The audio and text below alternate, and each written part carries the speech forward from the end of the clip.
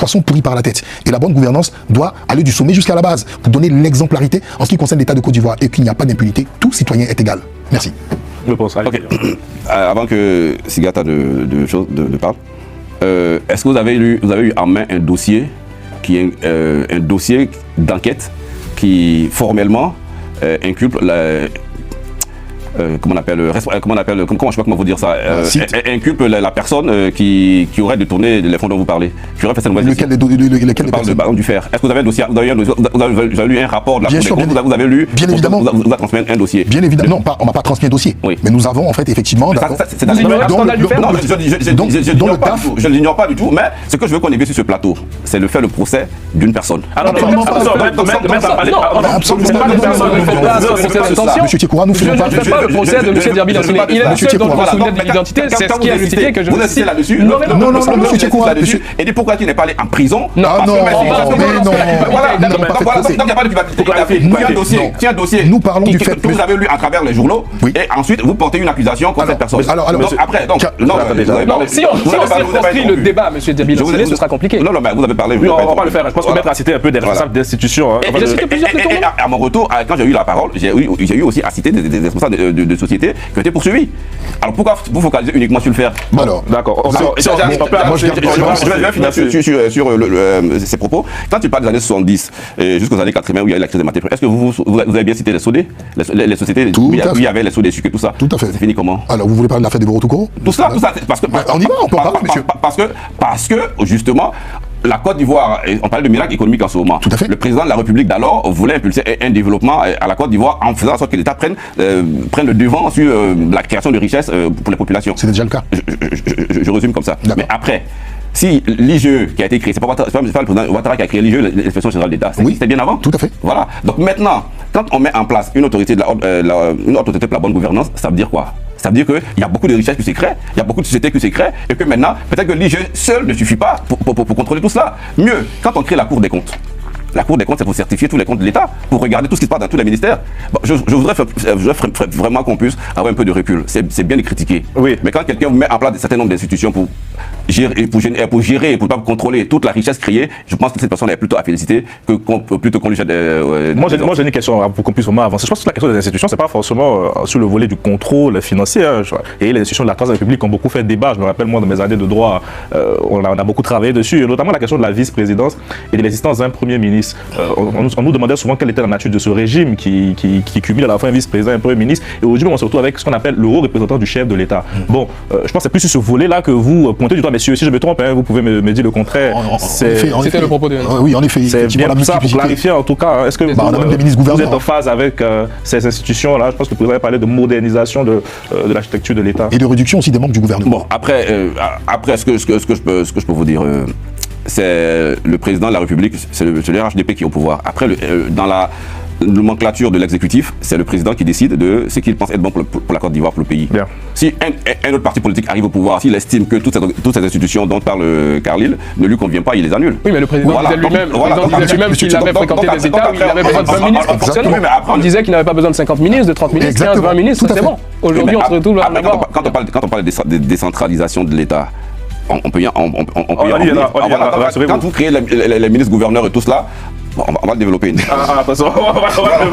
Mais particulièrement pour vous, la question de l'état de droit aussi, qui fait partie du bilan du président Ouattara. Deuxième plus gros talon d'Achille. Moi, je ne serai jamais, messieurs, de ceux qui diront le bilan il est à jeter. Non, vous n'avez pas un mauvais bilan. Vous avez de gros handicaps, à mon sens, dans la gestion de la Côte d'Ivoire depuis 15 ans. On a parlé de bonne gouvernance, on parle de l'état de droit. L'état des libertés individuelles aujourd'hui en Côte d'Ivoire, je l'ai dit sur ce plateau, il interpelle. Lorsque le droit à la sûreté n'est pas garanti, lorsqu'un individu se fait interpeller sans que ses droits procéduraux ne soient respectés, c'est un problème. Lorsque vous avez des individus qui sont détenus dans des délais, qui meurent malheureusement en détention alors que la loi impose un délai maximal de 24 mois de détention provisoire et qu'ils en font 4, 5, 6 ou 10, c'est un problème pour l'état de droit puisque les libertés individuelles, elles sont incessibles et elles sont à respecter. Lorsque la justice, qui est le garant de l'état de droit, fait paraître une impression de 2 poids 2 mesures, donc de partialité, c'est aussi un problème pour l'état de droit. Et donc, c'est l'un de vos talons d'Achille. En 15 ans, vous n'avez pas réussi à doter la Côte d'Ivoire d'une justice dont les Ivoiriens seraient fiers. C'est un problème. C'est un problème. Parce qu'aujourd'hui, regardez par exemple sur cette criminalisation, moi c'est comme ça que je l'appelle, vous excuserez du terme, criminalisation de la parole publique. Je suis moi-même avocat. Combien de fois est-ce que j'ai eu des critiques, parfois en privé, de responsables de vos partis politiques, me disant « Faites attention à ce que vous dites, vous êtes en train de jeter le discrédit sur une institution de la République. » Je suis avocat, monsieur, j'ai une déontologie qui ne me permet pas de tomber dans l'excès. Je critique en tant que citoyen ivoirien, parce que personne ne me le déniera, ma citoyenneté ivoirienne, le fonctionnement de l'État, le fonctionnement d'une justice. Vous êtes en France, et je pense que la justice ici, tout le monde est plus ou moins fier de ce qu'il voit. Lorsque nous voyons... C'est pas le RN qui va le dire. C'est pas le RN qui va le dire, oui, mais ici, en même temps, ici, personne ne dira qu'il y a des juges corrompus. Vous voyez, ça c'est un fait. Personne n'osera le dire. Même M. Sarkozy, qui a été condamné à 5 ans ferme, n'osera pas dire des juges français qu'ils sont corrompus. C'est un problème. Moi, j'ai vu des scènes qui choquent, des individus qui sont assis dans l'entrecour du parquet avec leur téléphone en disant « Je suis en train d'appeler le procureur de la République pour négocier ». Est-ce que vous imaginez cela possible ici? Non. Et ce sont des questions que nous souhaitons que vous corrigiez. C'est un handicap. Et on en parle pour que ça change. Parce que tout le monde a intérêt en Côte d'Ivoire à avoir une justice sûre de son infaillibilité, sûre de ses juges, sûre de son indépendance. Et c'est un problème sur lequel il va falloir travailler si vous êtes réélu. Parce que nous, on va vous le dire tout le temps, à nos risques et périls, la justice en Côte d'Ivoire aussi, elle ne rassure pas, messieurs. Voilà ce que moi je pouvais dire sur l'état de droit. Et pour compléter, un petit point statistique, la Côte d'Ivoire se classe 104e sur 142 pays dans le monde en matière d'état de droit. Jean-Yves, avant que je donne la parole au représentant. C'est un régime hybride. Non, ok. Bon, juste rebondir. Est-ce que vous connaissez M. Alou Boigny? Du tout. Ok, il fait partie en fait de votre équipe de campagne. Et il est magistrat. Il est magistrat. Et normalement, c'est interdit en Côte d'Ivoire. D'accord, vous prenez d'accord le code des magistrats, l'article 16, 17 et même 18 le stipule qu'un magistrat d'accord politiquement ne doit pas être prononcé. Et moi j'étais scandalisé de voir M. Touré Mamadou annoncer, d'accord, ce procureur, ce magistrat pardon, M. Alou Boigny, d'accord, dans l'équipe de campagne. Je me suis posé des questions. Qu'est-ce qu'il en est? Il parlait tout à l'heure de l'état des droits. Je ne vais pas refaire tout ce qu'il a mentionné, mais véritablement il faut proposer, il faut donner l'envie aux Ivoiriens, d'accord, dans leur ensemble, qu'il n'y a pas une justice sélective, parce que vous l'aviez reproché dans le passé. Cette injustice sélective, et aujourd'hui on a l'impression, vraiment, vous avez tout en place, et même dans les choix que vous devez faire pour une équipe de campagne, comment choisir un magistrat, d'accord, dans votre équipe? Waouh, vous avez... Bon, qui se lance? Bon, je vais y aller le temps que Sigata se prépare. J'ai bien compris les griefs.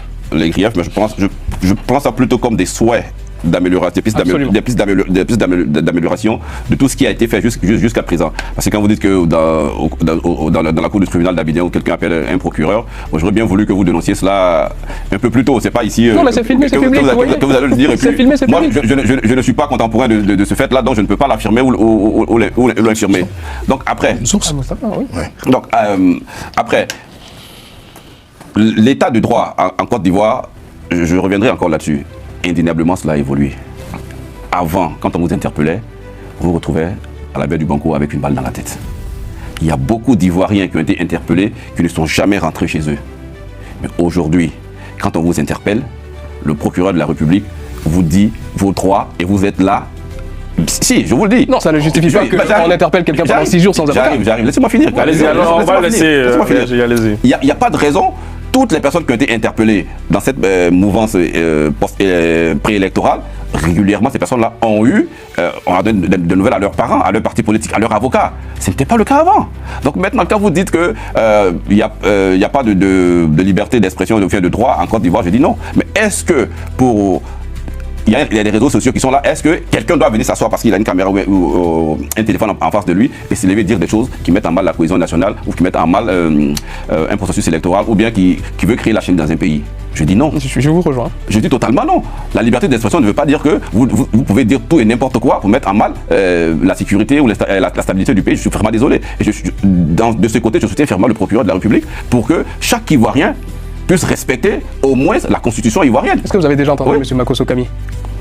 Monsieur Makosso Kami, c'est qu'il va sur les plateformes, je ne pense pas qu'il insulte ou bien qu'il appelle à ce qu'il y ait une révolution en Côte d'Ivoire, je ne pense pas. Ah d'accord, donc en fait, le fait de ne pas appeler qui est... le fait de ne pas écouter... J'arrive pas la parole. Ok, parce que c'est intéressant ce qu'il dit, hein, bien rebondi. Déjà trouvez-vous normal qu'un citoyen ivoirien soit arrêté par des encagoulés? Et donc, après cela, on n'a pas de nouvelles de lui. Et c'est ce pasteur et un journaliste qui donne l'information sur les réseaux sociaux. Après cela, sa famille sort. Tout le monde interpelle le gouvernement. Tout le monde